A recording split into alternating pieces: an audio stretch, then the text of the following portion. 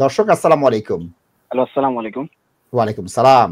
So I've got a question to Taj Bhai. So basically, I've got a direction from the Fast Track Tribunal for my appeal bundle submission. So I just want to know some importance of the country expert report opinion and psychologist report.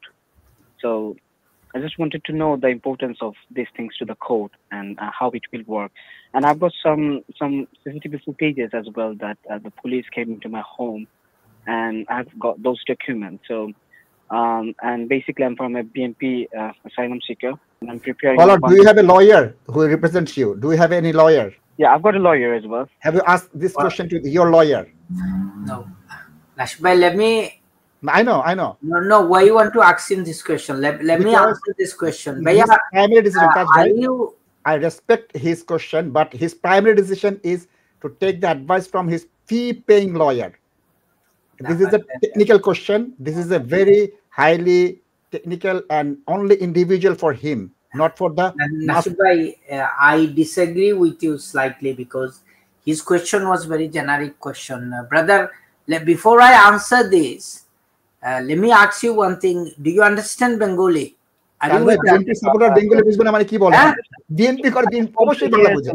Important thing from Taj Bhai because I really like him. Yeah, I know. Thank you so much. And I really want to answer this question in Bengali, if you don't mind, because lots of people.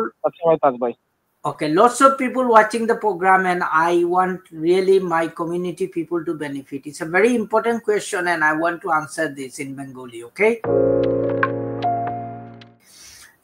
First of all, the question is, what is the relevance of expert evidence in relation to medical context অথবা country report সম্পর্কে?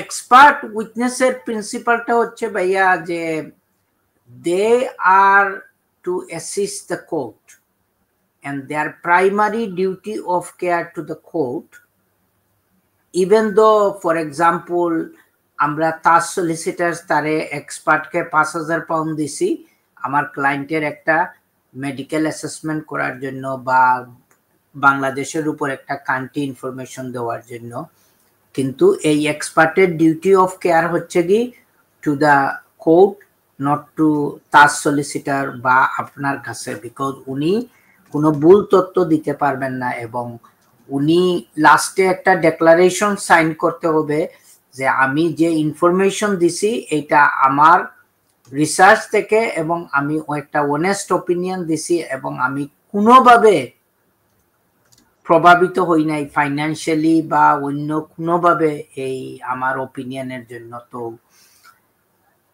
কোর্টে যখন একটা report আসলো তখন এটা জাজ দেখবেন, কনসিডার করবেন, কিন্তু এক্সপার্ট ওপিনিয়ন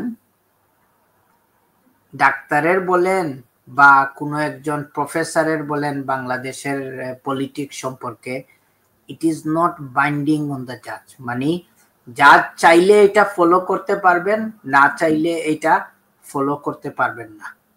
জাজ however have to consider that this was an evidence before me এবং এইটারে আমি ডিউ কনসিডার করছি এবং জাজ কোর্টের রায়ের মধ্যে রিজন দিতে হবে যে উনি এক্সপার্ট ওপিনিয়নটা কেন ফলো করতেছেন না এবং উনার রিজনটা থাকতে হবে, ভেরি ক্লিয়ারলি দিতে হবে। এবং আমরা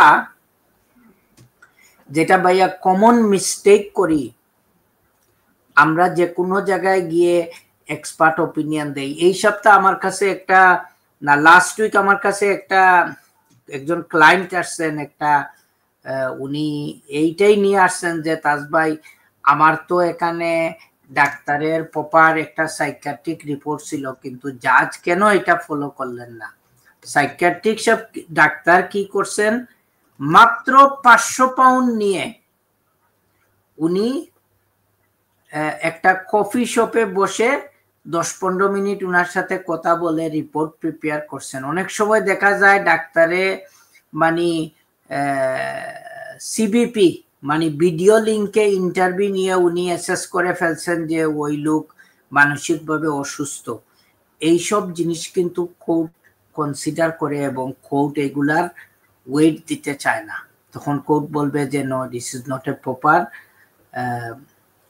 রিপোর্ট এবং I don't think it is properly obtain. কিন্তু জাজ রায়ের মধ্যে আপনারা দেখবেন পড়লে, জাজ কিন্তু ডাইরেক্টলি বলতে পারবেন না আমি মনে করি এক্সপার্ট মিথ্যা কথা বলতেছেন বা কারেক্ট বলতেছেন না। তো এইটা আপনারা একটু কেয়ারফুল থাকতে হবে, কারণ কারে দিতেছেন এবং এক্সপার্টকে ফর্মাল ইনস্ট্রাকশন দিতে হবে এবং সলিসিটার স্পেসিফিক কিছু কোয়েশ্চন রেজ করতে হবে যে এই যে জিনিসগুলা আমি তোমার কাছ থেকে জানতেছি আমার ক্লায়েন্টের ব্যাপারে তুমি দিতে হবে। সিমিলারলি ভাইয়া আমরা ওই ফ্যামিলি ম্যাটারে অন রেগুলার বেসিস আমরা কিন্তু এক্সপার্ট ওপিনিয়ন নেই। কোনো এক প্রসঙ্গে আমি এক ভাইয়ের প্রশ্নের উত্তর দিয়ে বলছি যে ওই কেসে একজন সাইকিয়াট্রিক ছিলেন ডাক্তার, উনি অ্যাসেস করে বলছেন যে she is mentally unfit to look after any her own baby or any children, and she should stay away from any children. So তখন কোর্ট কিন্তু এই রিপোর্টের উপর গুরুত্ব দিয়ে কোর্ট কিন্তু একটা অর্ডার দিয়েছেন।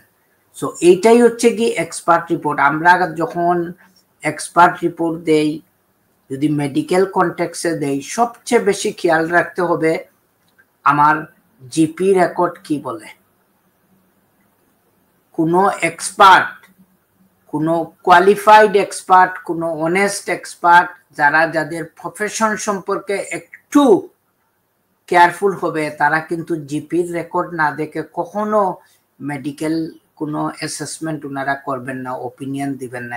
এটা আপনারা খেয়াল রাখবেন। এবং আমি প্রচুর ডাক্তারের এইরকম থার্ড ক্লাস ডাক্তারদের রিপোর্ট আমি দেখছি যেখানে যারা বলছেন যে তোমার ওপিনিয়ন এক্সপার্টের opinion not consistent with this person's medical record, which mean indirectly জাজ বলতেছেন যে তুমি প্রপার কোনো রিপোর্ট দাও নাই, তোমাকে পে করা হয়েছে এবং তুমি রং রিপোর্ট দিছো। তো ওইটা খেয়াল রাখতে হবে।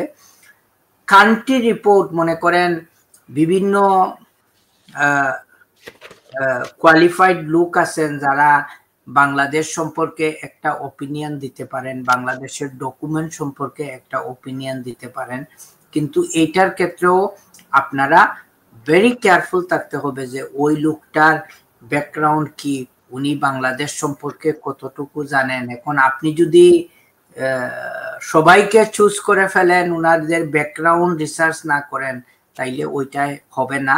সো আমার কনক্লুশন এইটাই হচ্ছে কি ভাইয়া, in response to your question, expert report আপনি দিতে পারবেন, কিন্তু আপনি খেয়াল রাখতে হবে যে আমি এইটা দিয়ে কি জিনিস এস্টাবলিশ করতে চাইতেছি এবং এটার পারপাস কি। এবং that again comes to my normal advice to the clients, যত কম ডকুমেন্ট দিতে পারবেন তত ভালো, এবং যত বেশি ডকুমেন্ট দিবেন there will be more opportunity to assess your credibility, go into your background, যার কারণে unless you are absolutely sure আপনার সবকিছু ঠিক আছে, ওই ডকুমেন্টগুলো আপনারা দিতে যাবেন না। I have seen a client today in my office, উনি অনেক কষ্ট করে বাংলাদেশে থেকে ডকুমেন্ট নিয়ে আসছে, 3টা document. Within 5 minutes I told him there are so many spelling mistake, grammar mistake, even যে লেটার হেড আছে ওই লেটার হেডের মধ্যেও মিস্টেক আছে। এখন এই ডকুমেন্টটা যদি আমি কনসিডার না করে হোম অফিসে দিয়ে দেই, তাইলে তো পুরো কেসটাই তো ড্যামেজ হয়ে যাবে। Thank you. ধন্যবাদ, ধন্যবাদ।